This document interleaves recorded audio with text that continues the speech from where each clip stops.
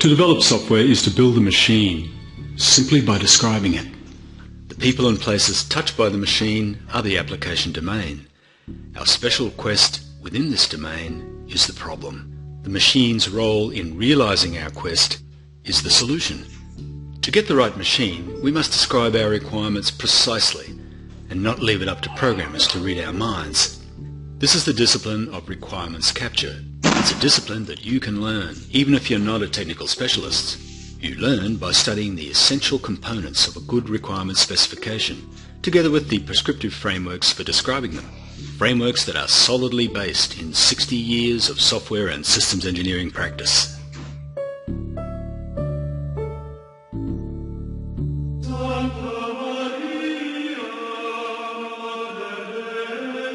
This is Montserrat, and I am a pilgrim.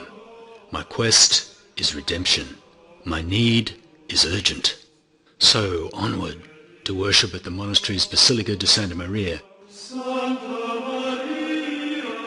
and to travel safely from the valley to the monastery in less than 15 minutes. My quest is fulfilled with a cable car. The requirement, rapid mountain travel. The machine, a cable car. Notice that my requirement is not a ride in a cable car. My core need is redemption. So in writing requirements, we reflect on the user's problem and the capabilities we need to solve it. This is the what. We do not concern ourselves with the solution embodied by the machine. That is the how.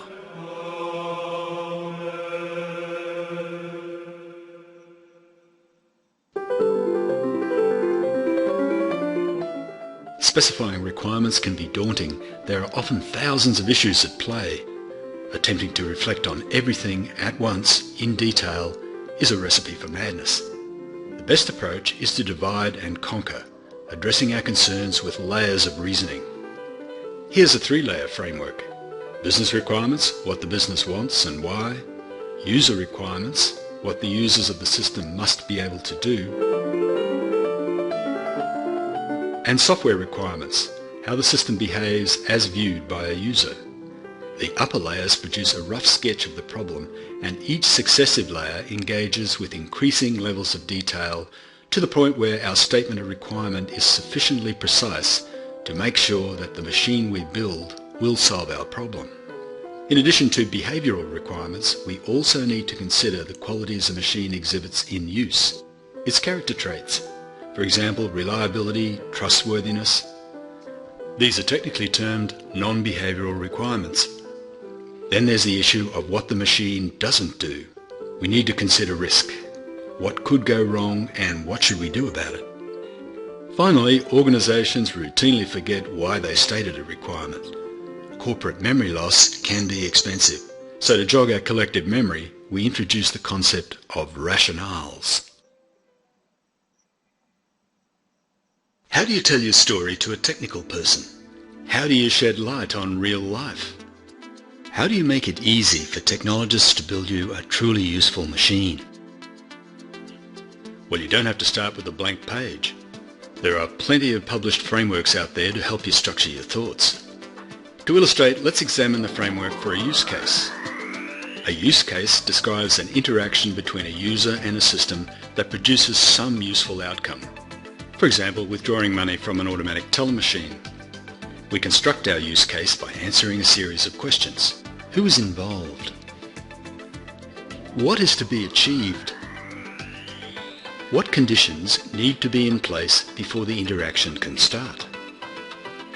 What conditions indicate successful completion? What is the normal course of the interaction?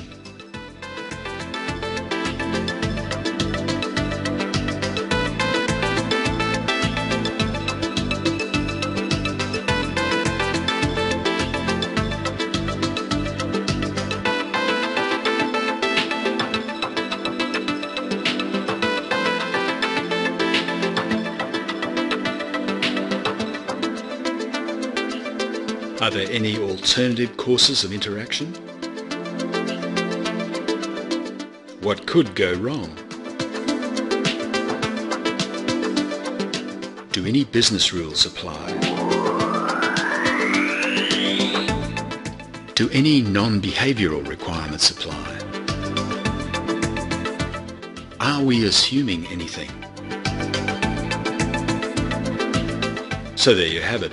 The use case framework shines when you need to describe heavy interaction between a user and a system. It is not suited to describing complex algorithms like the ones you find in automated stock trading, which isn't a problem unless you're a stockbroker. So the trick is to learn the frameworks that apply to your application domain and use them to tell more compelling stories to the builders of your special machine.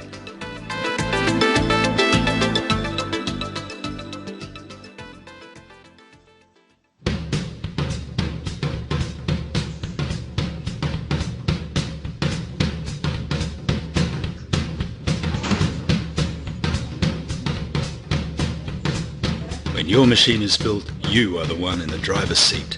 How do you know it will fly? Are you confident it won't crash?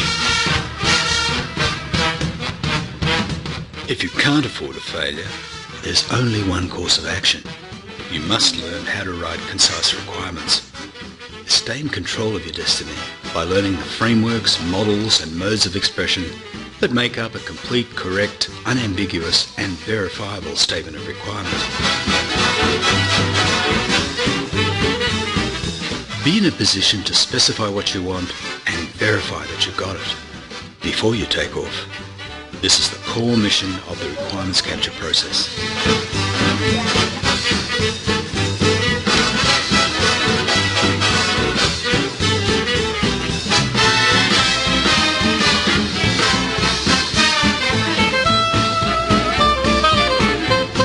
If you'd like to learn more about capturing, writing and managing software requirements, please join us at our requirements specification workshops. We'll look forward to it.